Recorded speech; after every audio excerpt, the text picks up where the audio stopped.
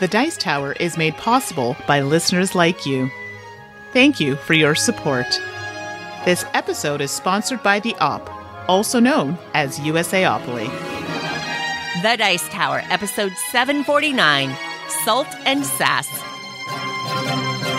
Welcome to The Dice Tower, a podcast about board games and card games, and especially the people who play them. In today's show, Mandy and I bid farewell to the Dice Tower podcast, so we're going to go a little casual on the format this episode. We'll chat about a few games that we've been playing, but then we're really going to hit the mailbag hard. And hey, thanks for being here.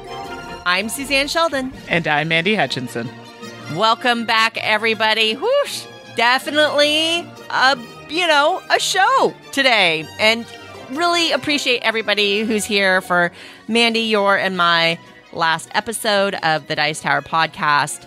And hopefully everybody just enjoys hanging out with us and chatting about games and answering questions today.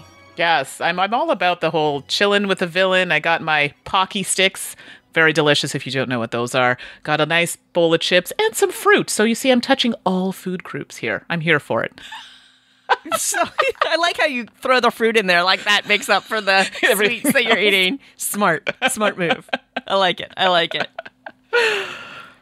Well, Mandy, we were talking about what we wanted to do for this last episode. And how can we? And I know Tom and Eric are planning their thing for the last official episode of the Dice Tower podcast. And, it was kind of like, I don't know what we want to do. So let's just talk about some games. I know that in spite of everything, you got one of my favorites to the table. And I'm pretty excited about that. I literally thought of you as it was coming to the table. So kudos to my friend Tracy, who was kind enough to teach me this game. And you're like, Mandy, what's the game already? It's Fields of Arle. It's a 2-player, kind of like a heavyweight worker placement type game. And this is an Uwe Rosenberg game, which is, come on, we all know I love those games. Suzanne loves those games. So, how had I not tried this game before? So seriously. Good. And so I won. Yeah. I know. It doesn't matter, but I feel really good because a lot of the times I don't win, so I really have to talk about it. So it made me feel nice.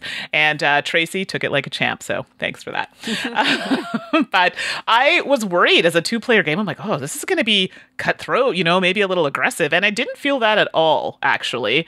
I still felt like I was able to do things in the game comfortably. Near the end, maybe, I got a little blocked there because we're all rushing to get our things done, And for those who are familiar, maybe not familiar with Uwe games, it's the same kind of farming theme, right? You're trying to, build up. You have your own board where you're trying to get fields on there, hence the name Fields of Arle. You have animals you're trying to collect, all sorts of things and actions to help you send animals to a different place to give you other resources. And yeah, I didn't know how to describe that in any other way, but things like that to help you progress in the game. And I think there were 9 rounds, but it goes so fast because you have the seasons, right? The kind of warmer seasons and then the cooler seasons. And I just was shocked at how quickly it went. I was like, wow, it's done. And anyway, the usual scrambling at the end to do all the things and you don't have enough time to do all the things. A lot of smart things. So I can see why you really like this game. I've been trying to find this game. I don't know if it's out of print, but nobody has it. Oh, really? Oh, I have no idea. Nobody has it. So if anyone in Canada has seen this game, I know last time I saw it was like $85 or something, which is, I think, the norm for Uwe games these past few years. Yeah, they are massive. And there's a ton in the box. Oh, it's great. And then I know there's an expansion, the Tea, and I don't remember the title off the top of my head, but it's like the Tea and something expansion. But there's an expansion for it as well. Like if I got it, I'd just buy all the things because I really enjoyed it. So if you're looking for like a 2-player kind of weightier Uwe game, like chef's kiss, I can totally see why Suzanne likes Fields of Arle. I'm looking for it. So my Canadians, please help me find a copy that's not like $1 million. Yeah. Oh my gosh. Yeah, for sure. But, quite frankly, it'd be worth it. Yeah, Come on. That's fair. And there is an expansion, right, that makes it 3-player. But, Mandy, I'm so glad you enjoyed it. And now that means when we get together, we can play it because it is so good.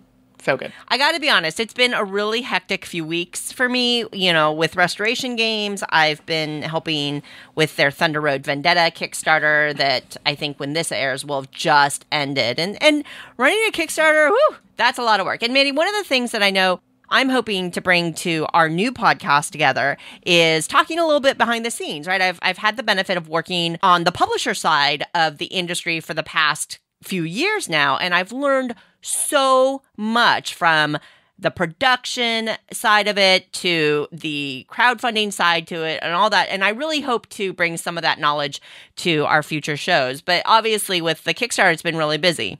That doesn't mean I, haven't been dabbling in some gaming here and there. But exactly. I will say, and I know, come on, folks, it's the last episode. You know you're not going to escape roll and write games from me.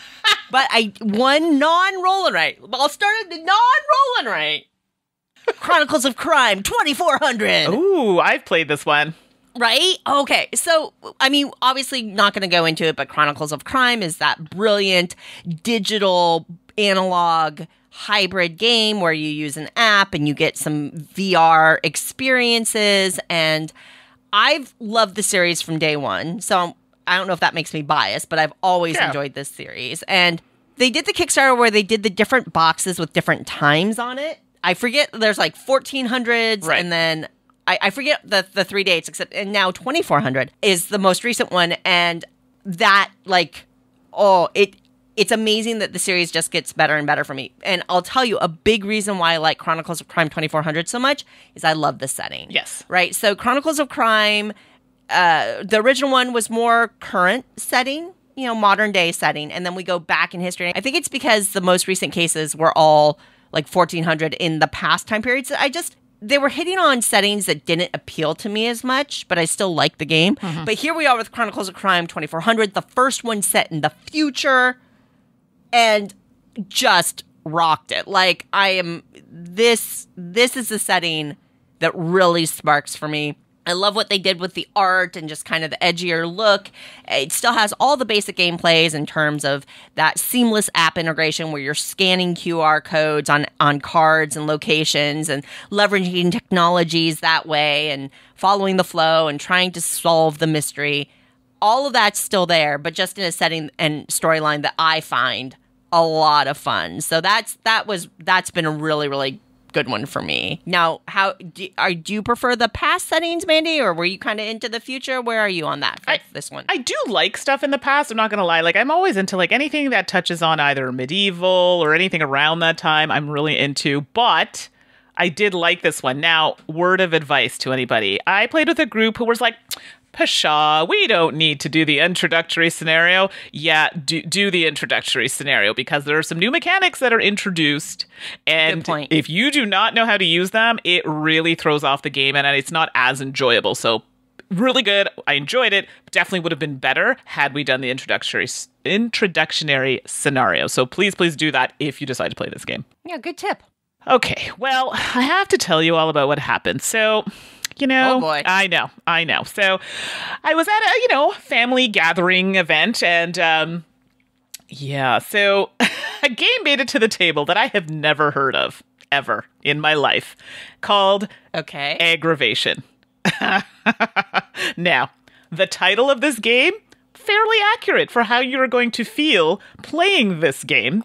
And I won't go into too many details, but I had not heard of it. Apparently this game's been around for a while. I think it might have been potentially a mass market game, so something you'd find at I'm Canadian here, okay, like a Zellers or okay, I was going to say something else. Wow, that's old. Walmart, something along those lines, I think is where you would find it. But they had a homemade version that was wood. So it's a wooden board with lots of divots, holes in it, right? And there are marbles and you have marbles and everybody has these marbles and a home line. I can't explain it. And you play on teams. So you play across from the person that's your teammate and you're trying to get your marbles from that side to the opposite kind of around the board without getting jumped on by somebody else, which brings you back to your space. And you're using dice for movement. So you know that song, and I had to change a word here. This is the game that doesn't end. It just goes on and on, my friend. Yeah, it's like that. We literally were playing, which felt like 2 hours. Oh, it's dinner time. We'll put it away and come back to it. It's just the people I played with, lovely. The game itself, I am very okay to never play this game again. Yeah. Oh, yeah. I'm sorry if I offended anyone, but it was aggravation. Very accurate title. Yeah, sometimes games are classics because they just establish a mechanism or because they just have a ubiquitous appeal to them that make them beloved on so many tables. And sometimes they're classics just because they're old. And I feel like aggravation fits into the... Just go on BGG and look it up and you will understand. Well, my kind of gaming facepalm moment is, as all of y'all listening probably know by now, is sometimes I go to extra effort to find games from European or Asian markets that aren't available in North America where I live, just because I like exploring them and finding gems and new things. Yeah. And when it comes to roll and writes, I've definitely built an extensive collection. And basically, whenever a roll and write becomes available in Europe, I try to get a copy one way or another. Right. And maybe I need to pay more attention to these things and research them more as opposed to casually browsing a website, seeing a new title, and clicking buy. So I got a game called Simple and Funky. Oh. And I mean, I was going to buy Simple and Funky no matter what because the words Stefan Bendorf as the designer was on it. Hello, Stefan Bendorf, one of my all-time favorite game designers. Insta-buy, right? Wait, is it about chickens? There's not. a song. How funky is your chicken? Honestly, if you all look at this cover, it's real. Oh, no. It's an art choice. Not about chickens. For sure. Oh, my gosh. Maybe killer chickens. It's a little weird, but whatever. So this is from Oya Publishers, right? Okay. So I order this darn game from Europe, and it comes here, and I open it up. I'm so excited. And I'm like, why does this feel so familiar to me? Wait a minute. So I'm looking at my shelves and I'm realizing, oh my son of a biscuit, I already own this game. It's just it's a renamed version of a game called All on One Card. I'm done. That has completely different cover art and things like that, but I already own All on One Card. And I felt like such a dupe and such a goofball. And now I have like Simple and Funky and All on One Card. Anyway. I feel this happens a lot, Suzanne. Don't be all judgy on it's our last episode of the podcast, Mandy. Come on, don't be judgy. I am being Judgy McJudgerston right now. Yes, you are. Because NSV released Alles auf une Karte. I'm sorry, I don't speak German. And this is a roll and write designed by Stefan Bendorf. And basically, you're going to be writing on cards again. So you get this deck of cards that have different colored stripes on them. And then you have dice that are just colors, different colors on the different sides. And so simple, you're going to roll the dice and then mark off. So if there are 3 red dice, you can mark off 3 spots in the red row. And you're just trying to complete at least 3 rows on a card to score it. Now, because it's cards, everybody's going to end up with different mixes, right? And maybe one card has a 3 in the red, and maybe one card has a 5 long red row or whatever. What happens, though, is the twist that makes this functional as a game is that when you select a color, you have to use all of them. Oh. So let's say I have a row of 5 red spots on a card. And I get 3 red dice. Mm-hmm. Okay, well, I can mark off all 3, leaving me with 2 open spots on that red row. Next roll, if there are 3 red dice, I can't mark off that row because I don't have enough spaces on my card. So there's a little bit of a push your luck thing, a little bit of planning ahead and what you want to target when you're the active roller. But it is one of those games where everybody's active on every turn. And it is one of those games that you are going to be paying attention to what other people have on the cards in front of them, right? And whether you're looking, it's like, oh, well, Mandy, I've got 3 blue dice, and Mandy has 3 blue spots open on her card. Maybe I'll re-roll. Maybe I'm going to try to hose Mandy a little bit there instead. And so you're doing that a little bit during the game. Overall, it's just what Stefan Bendorf does so darn well. Very simple game, very straightforward rules, enjoyable. I will say probably not my favorite of the format from this designer. I think it's fun. It is fun to write on cards, just like with silver and gold and things like that. I think that I think where it gets me is that the cards are just random. You don't really know what you're going to end up. If you're working towards filling out a certain color row, you're kind of subject to the whims of the dice a little bit more than I prefer. You're subject to the whims of the dice and the whims of the shuffle of the cards. I like to tweak it a little bit where when you get a new card, instead of just taking the one off the top of the deck, you get two and you get to pick one. Although then that kind of twists it in a different way. So all on one card or simple and funky. I like it. I don't love it. I think if you're going to write on cards, silver and gold's probably a better experience, but it's going to stay in my collection. I don't know if both versions are going to stay in my collection, though. So that's simple and funky or all on one card. All right. Looks like you may have to pass one on to somebody else. Wink, wink, nudge, nudge. If only. Okay, I don't know why I'm like the ADHD kicked in here for a minute. So before I get to my next game, it kind of transitioned nicely because I was on Kickstarter. Let me talk about this for a moment. And there were some dice on there. Oh my goodness. They had water, like a liquid in them.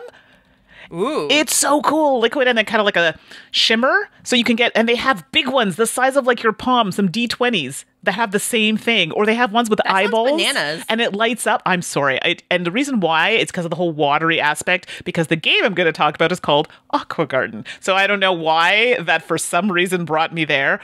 Just thought I'd throw that out there. I have no idea either because like I've played Aqua Garden and those have nothing to do with each other except the word like has water in it. Exactly. Oh my gosh, Mandy. Okay, listen. Oh, that was a stretch. The listeners know. They know. Well, fair enough. They know you well enough now. So on that note, if you're looking for really cool water-infused dice, those are on Kickstarter, and I myself am buying quite a few. Moving on, the last game I want to talk to y'all about is Aqua Garden. So I backed this on Kickstarter. Oh, look, there's the other connection. It was on Kickstarter. And I just got it recently, and there were some expansions that I got with it. I just played the base game the other day.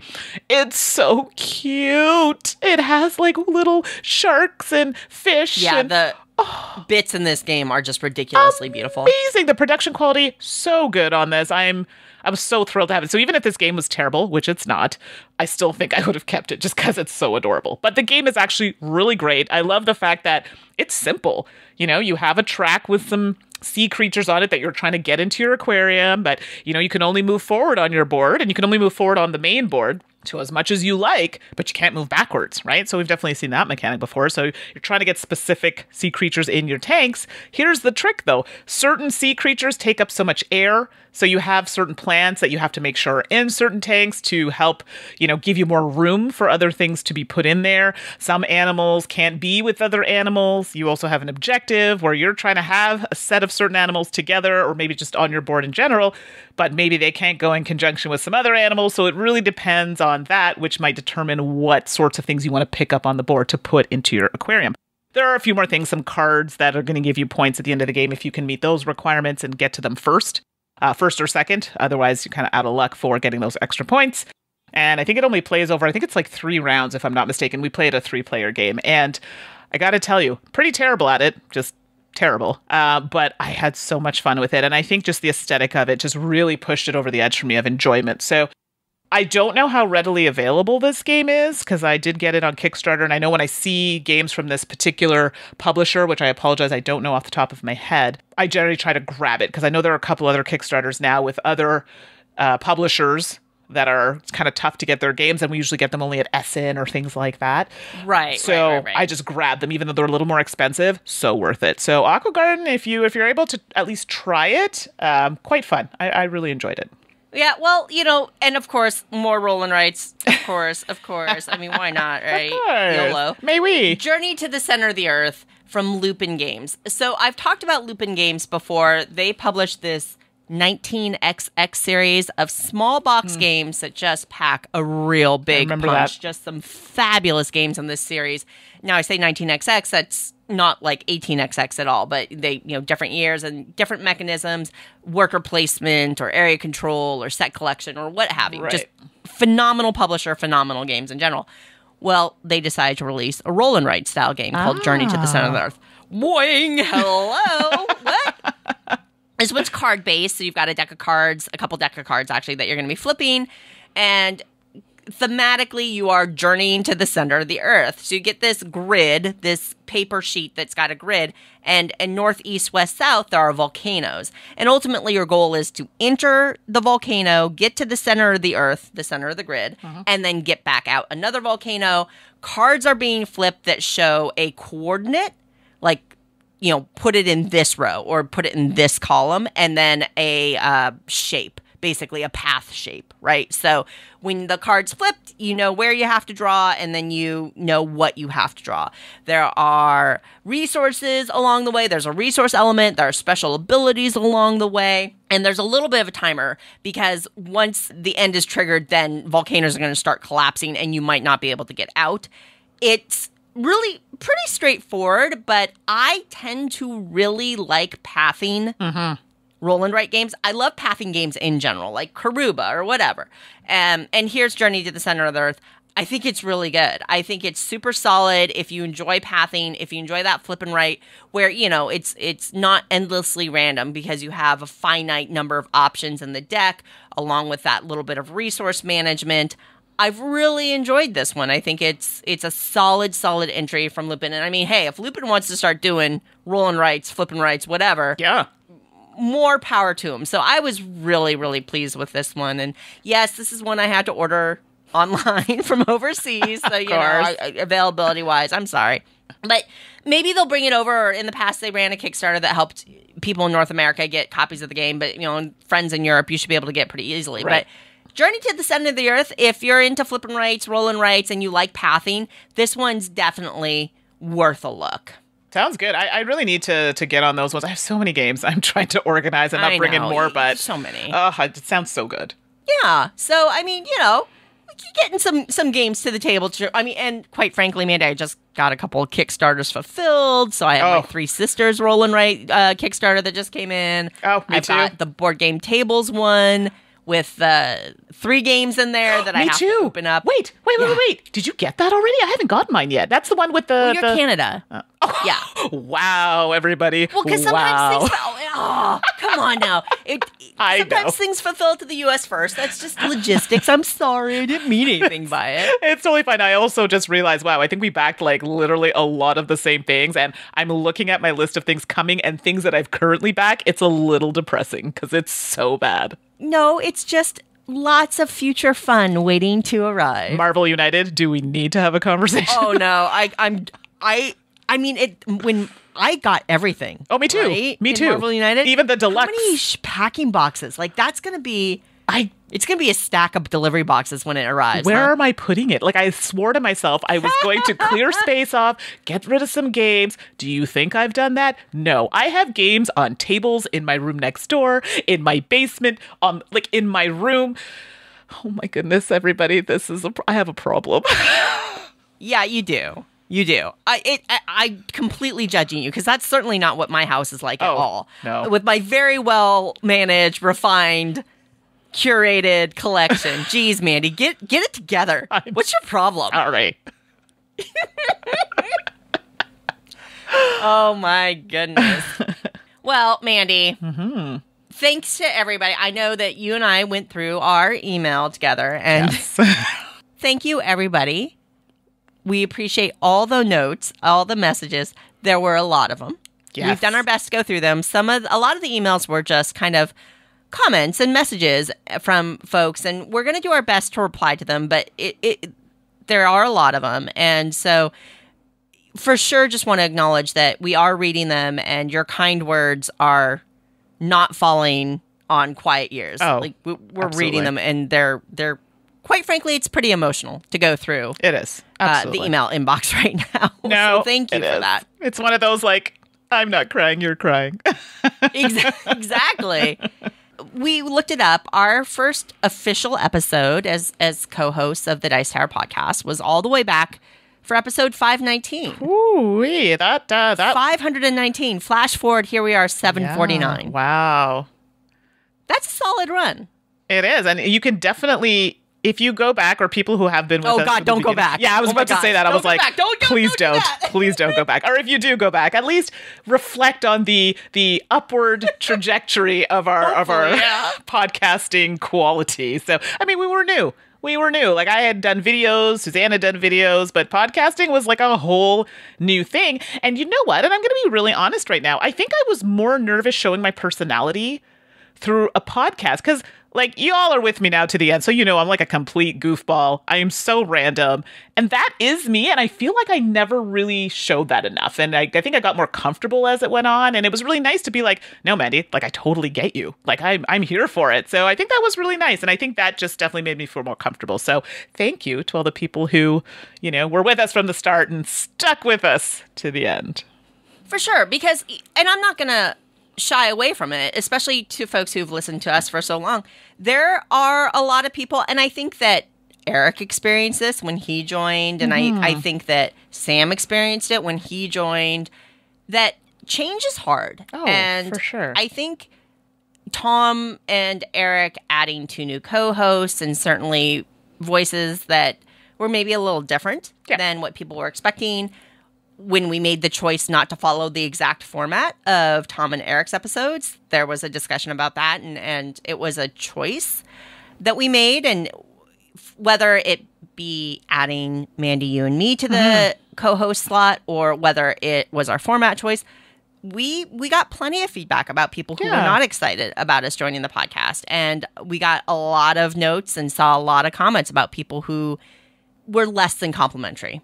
And I know those comments hit really hard, and they were pretty stressful to work through, which I only bring up here because it makes all of you who've been with us and who've listened with us for so long now just that much more valuable and important to us, and just that much more precious to us. Because whether you have just started listening in the last year or two, we get plenty of those emails too, where people never knew the Dice Tower podcast before we were on, because they joined more recently. And that's amazing too.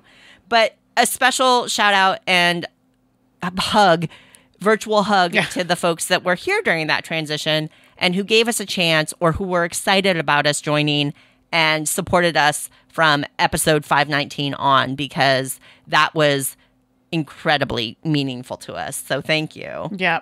And of course, thank you to Tom and to Eric for bringing us in all those years ago and making us co-hosts of the podcast. Obviously, a huge thing to us, and a big change for them, and really appreciate everything that they have done with and for us over the years. And we'll miss being able to, be part of this, obviously alternating but still connected podcast family. So thank you so much. And I do want to make note, we did have some people who definitely were maybe not in our corner at first. And you know what? Kudos, because they ended up saying, you know what?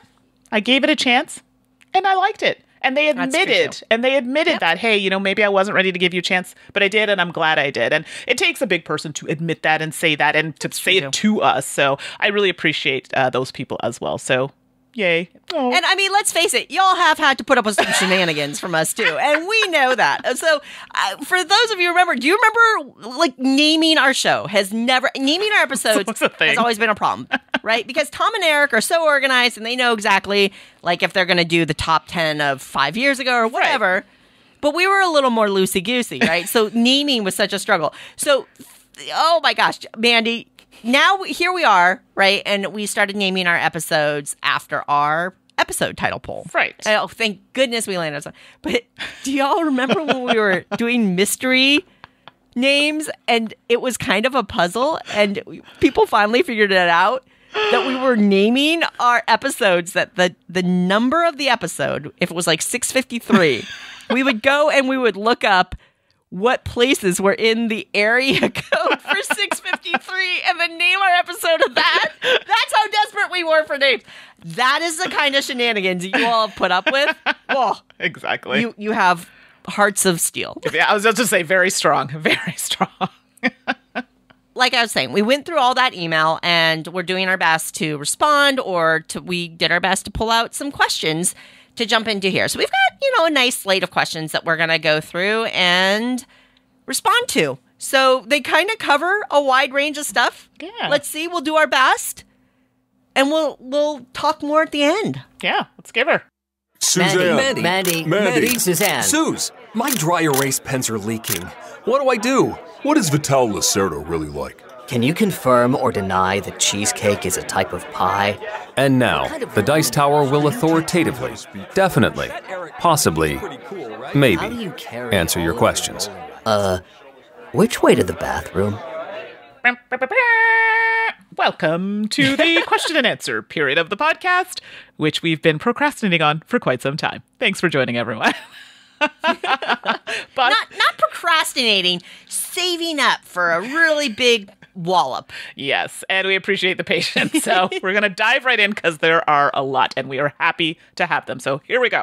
So Christopher says, as the podcast heads towards its final episodes, I have always wanted to ask a question for the Q&A segment. Lately, I have been thinking about board game production. From what I understand, there is only one company in the US that produces board games, I think out of Chicago. That seems strange to me. That seems to imply that most games are produced out of the States, and from what I have heard about shipping right now, that is causing a lot of problems and added expense. Probably extra turnaround time as well. I assume the main argument is that producing in China is less expensive. Is that still true with more expensive shipping? I have owned a small printing business in Olympia for over 10 years. Why is there no US company that can compete with the overseas pricing? I have looked into getting equipment and seeing if I can produce board games in the US. Do you think any board game companies would be interested in branching out with the production in your work for, and this is geared, I think, towards Suzanne, restoration games? Do you produce overseas? Have you discussed production in the US? So I am actually not going to tackle this question because A, I'm not in the States, and I actually don't have a lot of insight in this at all. No horse in this race for me. So Suzanne, I'm going to defer to you for this one. Sure. And honestly, Christopher, thanks for writing in, but this is a huge question. And again, just like we were saying earlier in the episode, the kind of questions that we'd love to dive into in our new podcast that's coming up where we can dig into some of this in a little more detail. But at a high level, first of all, no, there are a lot of shops in the US that produce board games and offer that as a service. One thing that you're not going to get out of the US is plastics production. So basically, if some game has a plastic, that plastic, even if the game is quote unquote produced in the US, that plastic's likely coming from China. Okay. So that's a huge factor. But, in the US, wood, cardboard, cards, there are a number of manufacturing options in the US. Is it cheaper or does the price regulate because of the freight? Well, freight fluctuates. I will tell you, with Restoration Games, the freight for Return to Dark Tower was massive. The way that coronavirus impacted the freight and shipping industry was, I won't speak to specifics, but incredibly financially damaging from an unexpected cost point of view. So I would say it is changing that balance. That said, Restoration did print a game called Buried Treasure, which I'm biased, so just don't, super fun Sid Saxon card game that they kind of restored. Oh my gosh, I love that game. But they did print that in the US as kind of a way to test that out. And I will tell you that there is no perfect solution. That from a unit cost perspective, it was more expensive. From an options in how they could print it, the materials that they could do, even the size of the rule book that they could print. All of those things were different, printing domestically versus printing overseas for them. So there are a lot of factors that I think even invested hobbyists may not understand about the differences in specifically Asian production facilities versus North American production facilities.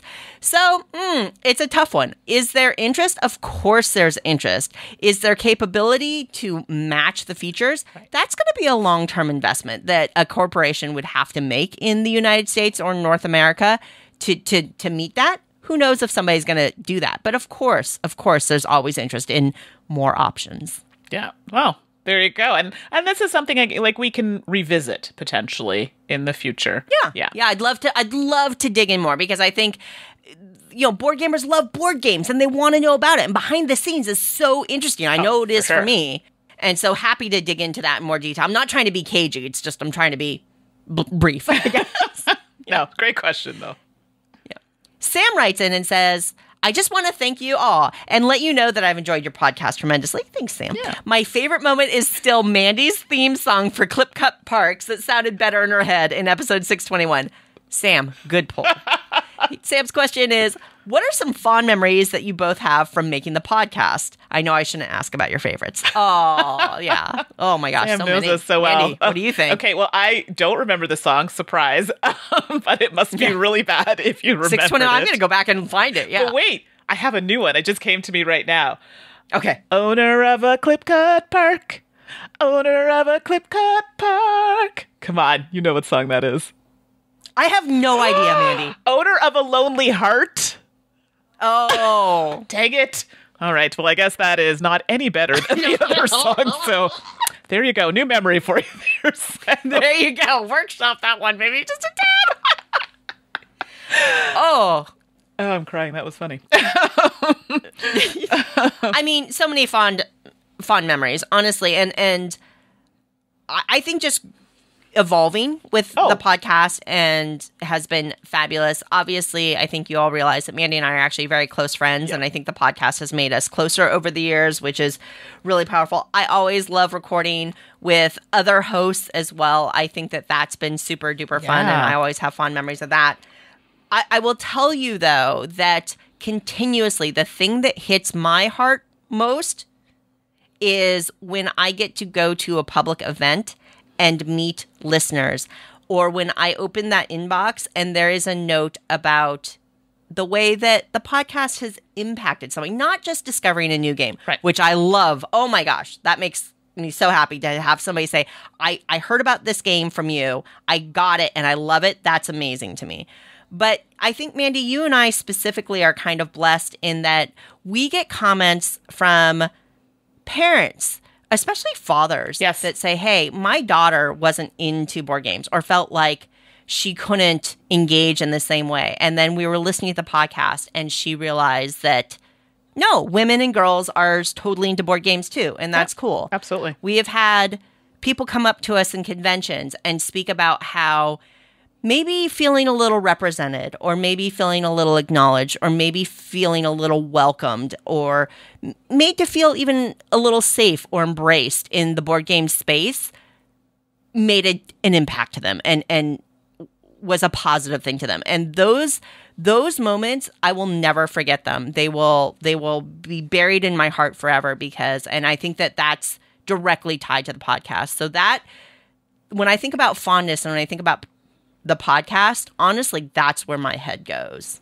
Oh, absolutely. And I 100% am with you with that one. And I'm very open about things. I'm very open that I have ADHD, and, I have to be. I feel like if I wasn't, you have to represent a little bit. So people okay, that someone else has it. They're doing all the things and I could do that too. Or, hey, someone understands a struggle I might have.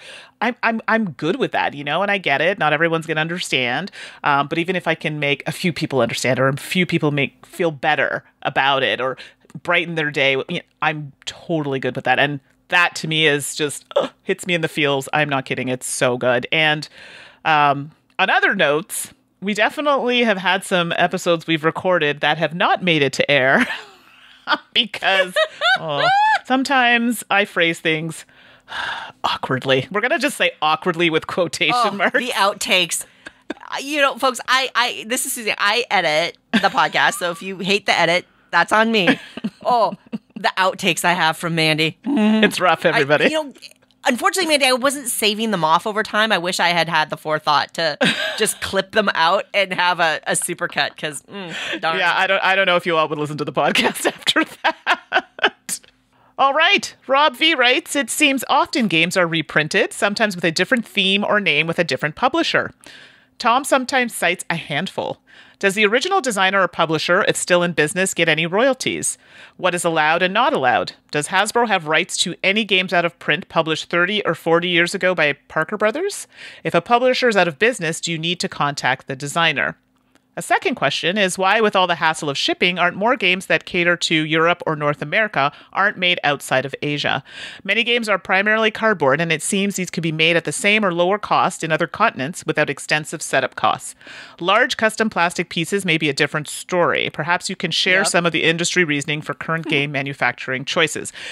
Again, this is not my expertise, and I'm very open on saying that. Again, Suzanne, if you don't mind, I'm going to let you field this one. Well, sure. Well, and Rob, I think that I covered off on some of those manufacturing, or at least touched on it already, so I won't repeat myself there.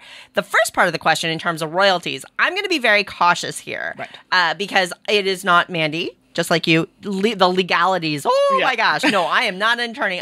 What I can tell you is that what is legal and what is right might not always align. Right. What is easy and what is possible might not always align.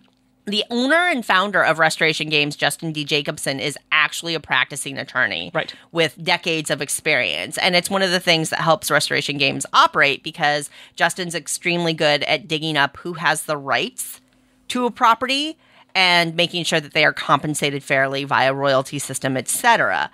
So what I can tell you is that most board game contracts are between a publisher and a designer, and most of those contracts will have an end clause or a variety of end clauses in terms of if the game goes out of print, how long of a time period before the rights and ownership of that property goes back to the designer. It would, under most circumstances, that is just the mechanisms, the rules of the game. In terms of like art and packaging, those all typically are copyrighted and stay with the publishers. So it's not like the designer can take the artwork and the files and just reprint it on their own. Right. It's complicated. It's case by case. And, you know, Mandi, I think that as we look at what we want to do with our new show, and we're talking about adding interviews, industry interviews, just for information and for fun, I think I'll ask Justin and see if he wants to jump on and talk about this, because I think he'd have a lot of insights there. Absolutely. And definitely getting it from a more, like, not that we're not professional, but it's not our domain. So I 100% think that especially the legal stuff. Yeah, I get so itchy talking about that. Exactly. So no, that's definitely something I think people would enjoy. Jacob writes in and says, hey, Suzanne. Sorry, Mandi. You've mentioned a few times in the podcast that you have super secret connections for obtaining games from Japan. I don't know about that. I've recently found small trick-taking games from the last Tokyo Game Market that I'd like to pick up, but my Google Foo doesn't turn up much. Would you mind sharing a secret or two on how you obtain such games? Yes, do share. Definitely, yeah. Great question. And it's not that I have secret connections, more that I have a friend that is willing to do some legwork for me at Tokyo Game Market once in a while. I hesitate to ask them because it's a lot of work. But basically, when Tokyo Game Market opens up, most of the publishers there will offer some form of pre-order. And that's for the Japanese consumers. But I will try to elbow my way in and pre-order, and then my friend picks them up. So that's all that the super secret is. It's just being lucky, honestly. Beyond that, there are a number of online sites in which you can order these games. And there is, who I've mentioned on the podcast before, at least one person, and I think that that's expanding, who brings some of the games over, Big Cat Games, and make sure that you can get a limited selection in North America a little more easily. And they make sure that there are English translated rules and things like that, which is an added bonus, so that you don't do what I do and end up ordering a ton of games from Japan that sit on your shelf unplayed because they were never translated to English. Right. Oh. I have a lot of those because I get so excited about something and then it doesn't work out. But first of all, Amazon Japan is actually a decent source for this. So what I would do, my trick there is I look up a game that I know I already like. So for example, let's make a bus route or a publisher that I already know. For example, Okazu brand in Japan. Right. Once you find that, click on an entry and then start looking at the related searches or the you might also like sections, and you're going to get looped into this thing where you're going to find game after game after game that makes it like you're just going to go down the trail and discover other games that you may be interested in. And of course, you can search for specific games that you might like to have. There's also a site called, I don't know how you would pronounce it, but it's Bodoge, BODOGE. This is a Japanese site. You'll have to run it through a translator if you don't read Japanese, but it is a open marketplace, and they do have a large board game section there that you can search and order games from. It is going to cost you extra because basically what happens is that they will procure the games, centralize them. So you're going to pay shipping to get the games to the centralizer, and then you will pay shipping to get the games from the centralizer to you. It's a little bit of labor. I'm not going to lie. It's some effort, and it doesn't always work for me because availability wise, it ends up being a little quirky. But that's another resource that I've used before in the past, as well as that website, to order games and consolidate them. So getting games from Asia can be a little bit challenging. It's also can be really rewarding. I've gotten some real gems and real treasures that you've heard me talk about on the podcast before. So for me, worth the effort. And hey, Jacob, write back and tell me what that small trick-taking game is, because that sounds right up my alley. I know, right? Trick-taking, you said the magic words right there. And I've also noticed a lot of these companies are using crowdfunding platforms, just as of late. I'm not saying all more of them. And more. It's been really exciting to see. Yeah. I mean, shipping's a little pricey, but guess what? I'm willing to pay it if I want the game. So... Well, and Mandy, that's the world we're going to live in. And that's certainly something that I've noticed lately, is that people are kind of struggling with the increase in shipping costs. And it feels yucky, right? To say, oh my gosh, I have to pay $20 to ship a $20 game. Yeah. But that's just people passing on the shipping costs. Nobody's trying to make money off of shipping. Exactly. It's not a profit center. They're just trying not to lose money on shipping. And unfortunately, with the situation in the world, shipping costs are going up. Yeah, it's rough. Part of the package these days. All right. Michael R. says, I firmly believe that Sagrada and Roll Player are roll and write games. Instead of marking your player sheet, you place the die. I know. I'm actually very excited for this. What differentiates these games from Kingsburg or Alien Frontiers is that the dice placement is permanent, except when placing another die allows you to rotate or move a die. In other words, they are actually a slightly more advanced form of roll and write, as it allows you to change what you have written. Do you agree? Oh, this is interesting. Oh, Mandy. Okay. Sagrada, I don't know. And I'll be honest, it's been a little while since I played this, so my remembering of the rules might be off. I could see Roll Player. I'm not going to lie on that one. I could see how someone could maybe see how that could fall into that category. Oh, I feel like I'm going to step on toes here. Okay, you go first, and then I'll see what I think. Okay. No, you finish your thought.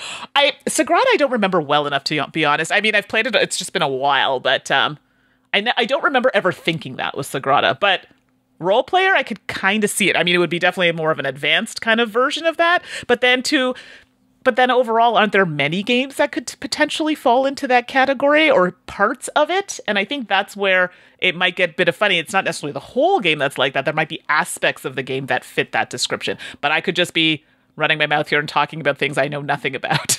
What do you think? No, not at all. I think that Michael's perspective is valid, and I think your perspective is valid on it too, Mandy. Yeah. Personally, no. I don't think that they are roll and write games. I think that for a roll and write game, I think that the word write is absolutely critical. Mm-hmm. And you can argue, could Sagrada be a roll and write game? Sure. Maybe. Sure. The same is said of Karuba a lot. Right. And in fact, I've played Karuba remotely using a pen and paper. In fact, Haba's offered that as an option for live streams before themselves officially. Right.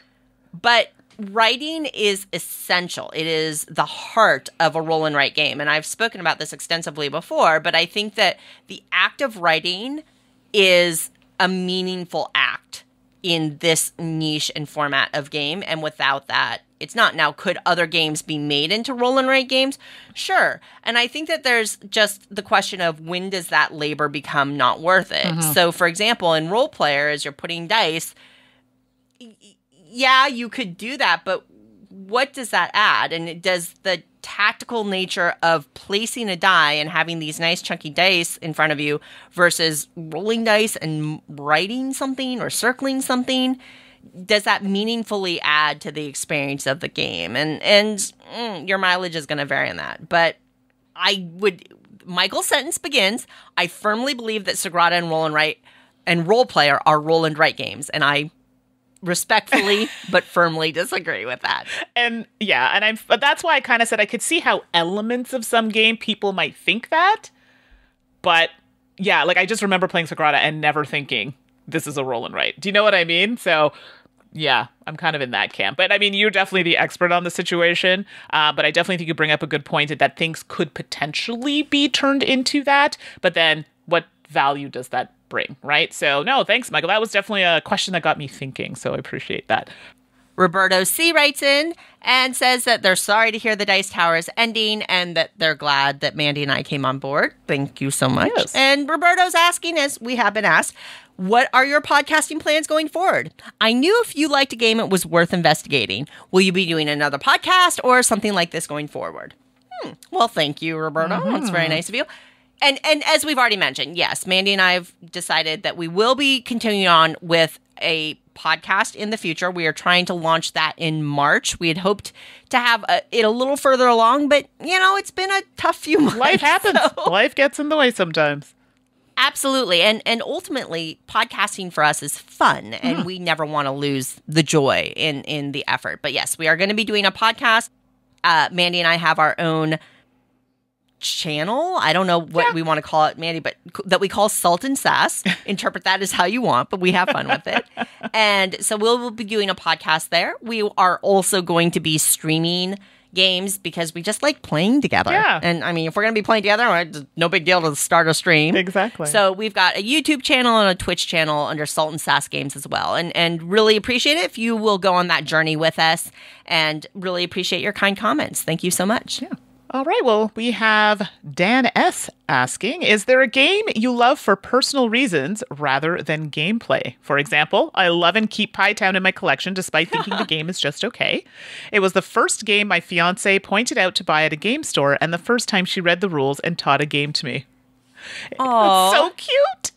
Enjoy both of you on the Dice Tower and wish you well in the future. Well, thank you, Dan. And that is like the cutest thing I have ever heard. And that's very sweet. Absolutely, there are games that hold sentimental value. Like, I think I told a story in the podcast one time. There were a couple, actually.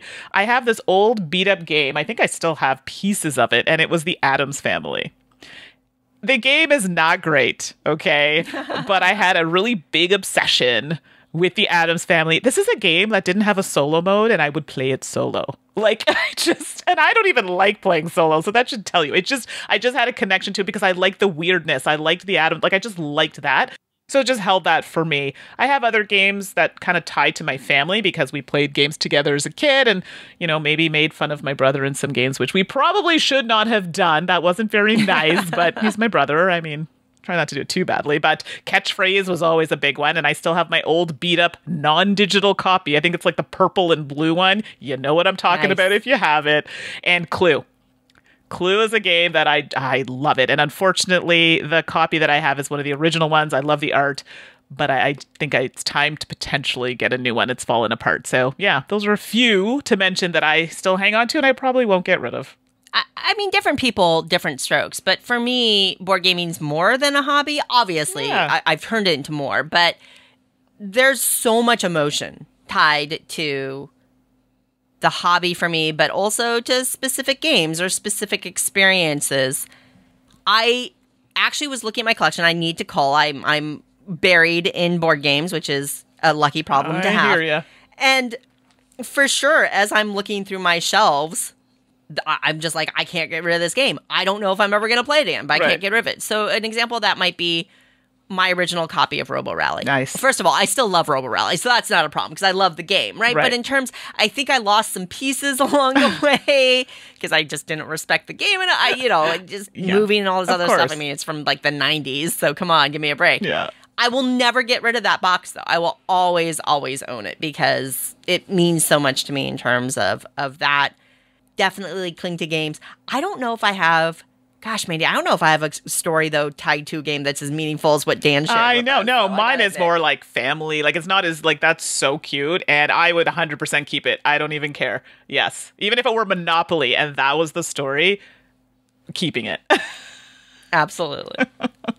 John S. writes in and says, what is the biggest game in your collection that you still enjoy? I have a copy of The Giant Ogre.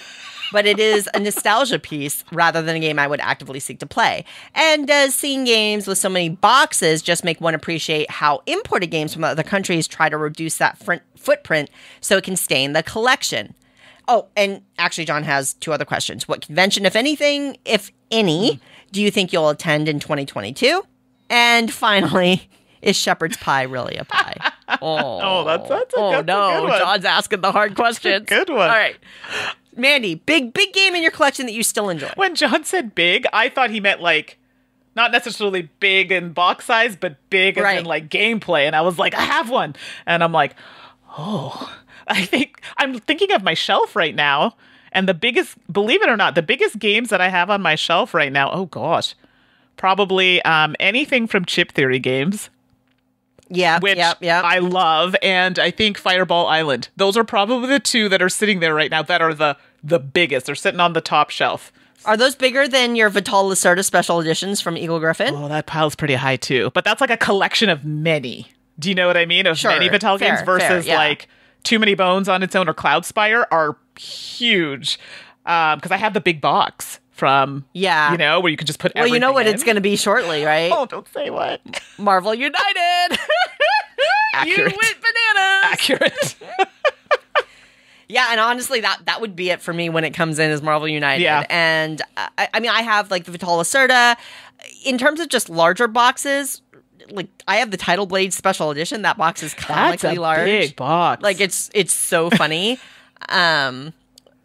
But also Francis Drake, right? Oh. That publisher came out with kind of just a larger box, and I love Francis Drake, so that's right. But I think what John is asking, especially when they talk about imported games that try to, oh my gosh, I love a compact box.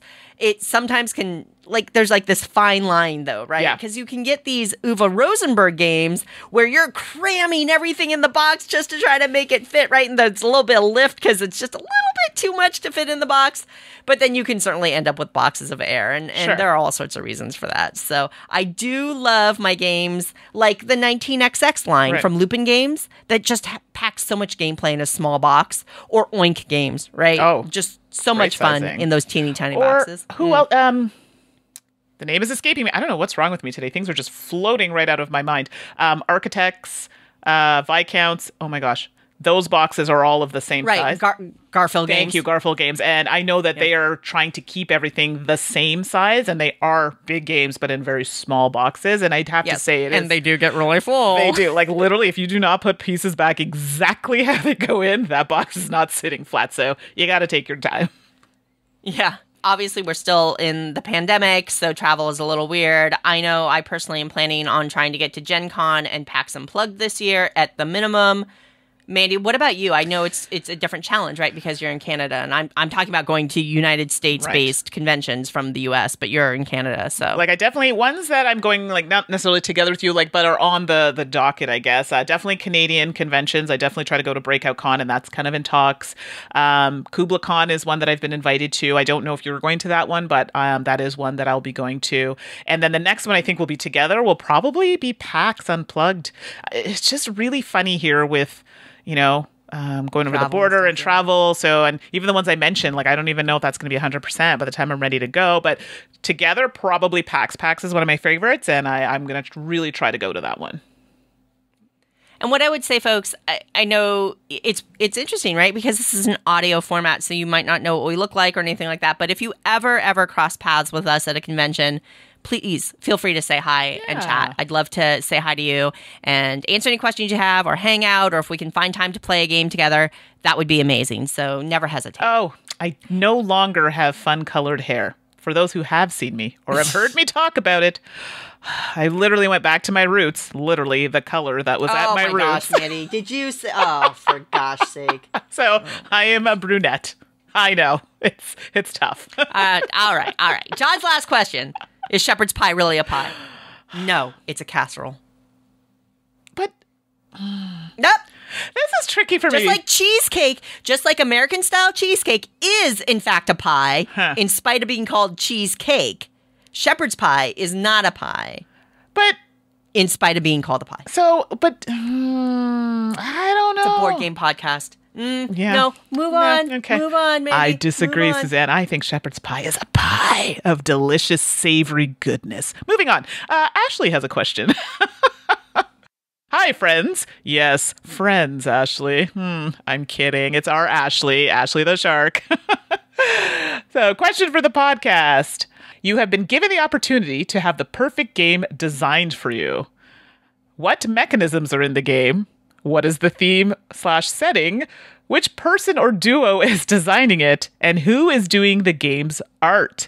Feel free to also share the game's name if you'd like. Mandy, perhaps your game will have a jingle. Oh, boy. No pressure. I know. Oh. All right. So, mechanisms in the game. I'm going to say worker placement, trick-taking, roll and write. Oh, that's good. Oh. But I kind of feel like I do like a dungeon crawl aspect in games. And I kind of also... Well, that could be yours. Yeah. So I like all the things you mentioned. Maybe not the roll and write part. And I do like roll and writes, but for this game, I got to take something out. I do like a dungeon crawl aspect, and I don't even mind a tableau build in there. That's a lot of things that I've mentioned. But in addition to the worker placement, tableau build, trick taking. Yep. Okay. All right. I mean, we can theme or setting. We can finesse that. Oh, what's your theme or setting, Mandy? I got to think about that one. Okay. So for me, I think it would be cooking or crafting. So like patchwork or what the art travels, right? Which was about knitting. I really love crafting in real life, and I really love baking in real life. So that would be the zone I would play with theme and setting. I have two spectrums here. I feel like, I know people talk about fashion, but I'm talking about sewing. And the reason why I say sewing specifically, I am not particularly great at the mathematics in general, but you do use a lot of it when you sew. And I feel like something from that could be extracted. So you're kind of touching on people who are really good with those kind of math bits and maybe like the sewing theme. You know what I mean? Like I could pull that in. So that's kind of one aspect I'm thinking. But then completely on the other side, something related to real life, whether it's mental health or something like that, that can be done in a way where people are like, oh, I get it. So that's the teacher in me, right? Like that part. So two different things, but I would be very happy with any of those. Good ones. What person or duo is designing it? That's a harder question than anything else. So for me, I think it would be Richard Garfield and Elizabeth Hargrave. Oh, that's pretty good. Oh my goodness. Right? It's a tough question. All right, you think about it, Mandy, and I'll say who's doing the game's art. I mean, I'm going to cheat and go duo on this one. I'm going to say Beth Sobel and Kwanchai Moria. That was mine. And Ian O'Toole. Okay, now that was mine. Oh. Well, you have great taste, Mandy. I know, that's good. But person or duo, I have so many duos I could go here. And I have ones that I don't even feel would like, I don't even know if they would like go together because it's funny. So Eric Lang and I are friends. And it's funny because he's like, Mandy, I don't think you even like any of my games. I'm like, what? I just haven't played that many. But lately, I have been playing and maybe just getting to know Eric as a person better. I think him and then taking like, I know this is going to be weird, okay? And like an Alexander Pfister, because then I'm getting some of the things that I like. Interesting. Right? Interesting. Or potentially, so that's a duo, Alexander Pfister, Eric Lang. I know it's a weird one, but I feel like it could work. I like it. You know? I like it. I have other things in my mind, but the ADHD is racing right now. So let's just go with that for now. And I think we may revisit this question in a future podcast. Yeah. I like it. Really fun. And I stole your artist, apparently. And listen, those were the ones that were at my forefront. I mean, don't get me wrong. There are a ton of talented people. And oh, gosh, right. I personally know the three that we mentioned, and they are fabulous, and their work is fabulous. So, yeah. Well, and yeah. I know. What's your artist or what's your favorite game is like Clemens Franz. I love Clemens Franz so much. So good. Oh, okay, I gotta stop because I could just. What jingle would I even come up with this game? Like I don't even think I have anything. Oh, that's bad. It's rough when I don't even have a song here. That's okay. Thank you, Ashley, for writing it. And Ashley, hey, thanks for being on our episode. Oh wait, I have one. Okay, there you go. If I did the sewing one, it's sewing time. Sewing time. It's sewing time. Yes. Yes. Oh, gosh. Okay. We're going to have to end the show now. We're done. We're done. Yeah, I'm done. I'll see myself out. What a note to end on. Oh my good gravy. Oh my. Well, folks, we actually will call it. I think, unfortunately, we did have a few more questions, but I mean, how could we get better than that? Yeah. We'll do our best to respond to emails that we've missed, and certainly apologies if we don't get back to you personally in a timely manner. There's a lot of email, and it's kind of weighty to go through them all. I gotta admit, just from an emotional standpoint, but we appreciate the notes for sure. Absolutely. And hey, as we are going through that, we'll still have access to our Dice Tower emails, but in case you want to reach us beyond that and be with us as we kind of embark on a different branch to our board game journey, we want to hear from you. We still want to be friends. We still want to stay in touch. And Mandy and I have a shared email account that we use, saltandsassgames@gmail.com. So feel free to email us there. We both will see it, and we'll be talking about our new podcast and our new shows there. We're happy to answer more questions. If you emailed us a question we never got back to, that's a great place to reach out to us so that we kind of get a double hit there. And of course, you can always touch base with us on social media. On Instagram and on Twitter, I am 425 Suzanne. And Mandy. Yeah, so I've added change to my name. Some of you might have seen a different name. I have changed my handle on Twitter and Instagram, so it is now 613 Mandi. That's Mandy with an I. I love it. Oh, it's so cute. You made us twinsies. That's adorable. Oh, it's so weird to end this podcast, but here we are, folks. 7:49. Been here with you since 5:19. It's been quite the journey for us, and really, thank you. Thank you so much for being with us, for being part of our extended gaming family, for making us part of your extended gaming family. We say it at the end of the show, and we say it because we mean it, that it's been truly a deep pleasure and privilege to be with you here on the podcast. We'll never forget it, and indelibly impacted our lives forever. And that's, if you're listening right now, if you've stuck through us with this on this episode, chances are you are a huge part of making that what it is. And, we love you. Yeah. And thank you. Love you. We appreciate you. Thank you. Thank you so much. You can't see it, but mwah, mwah, mwah, mwah, mwah, all the kisses. Thank you so much. There is one more episode of the official Dice Tower podcast, of course. That will be episode 750 next week with Tom and Eric. I'll be real honest. I'm not sure what their plans are. I know they were talking about it. I'm sure that they will wrap up on a beautiful note. Absolutely. And, continue their journey with their new show as well and tell you more about that. So join them next week to hear that. Thank you again for being with us on this journey. And we truly hope that you'll join us on our new Salt and Sass path. Reach out to us anytime. I'm Suzanne Sheldon. I'm Mandy Hutchinson. Until next time, à la prochaine. And you've been listening to The Dice Tower. Thanks for listening. Promotional consideration has been provided by game publishers in the form of review copies of games. This podcast is sponsored by listeners like you. Thank you for your continued support. And speaking of support, the Jack Vassell Memorial Fund is an organization dedicated to helping gamers in need. Learn more about the fund's mission and how you can help at jackvassell.org. The Dice Tower is produced by Tom, Suzanne, Mandy, and Eric with assistance from Roy Canaday and Rob Searing. Our theme is composed by Timothy Pinkham and arranged by Matt Bellier. Let us know what you think of the show by posting to the Dice Tower Guild at BoardGameGeek.com, following the Dice Tower on Twitter, or by emailing us at podcast@dicetower.com. And don't forget to visit the other shows in the Dice Tower Network at dicetowernetwork.com. Until next time, from all the gang at the Dice Tower, have fun gaming.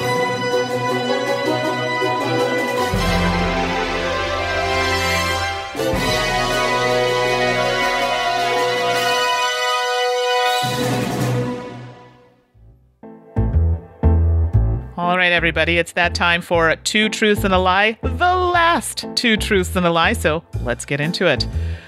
So from last episode, I play games on my phone during virtual meetings, I color during virtual meetings, and I can't sit for long periods of time during these meetings. And if you picked I play games on my phone during virtual meetings, that would be the correct one. I mean, come on, I'm at work. I can't be playing games on my phone. Suzanne, what about you? Okay, interesting. Last episode I said, I've named a board game, I've provided art for a board game, and I've edited rules for a board game. And the lie is that I provided art for a board game. Oh, good gravy, no. I'm so bad at art. It's not even funny. Stick figures. But I have done the other two. And hey, you know, it's funny. We've had a lot of fun with Two Truths and a Lie. Thanks for hanging out after the credits, the post-credit stinger or what have you. And we were talking about doing Two Truths and a Lie. Somebody in the co-host family, Tom, kind of was like, are you going to be able to keep that up for all these episodes? And, you know, Mandy, I think Tom just really underestimated how ridiculous we could get. How shameless and ridiculous we were willing to be in these. I'm here for it. Absolutely. So, I wonder what we're going to do in our new podcast. Oh, stay tuned. So many secrets to come.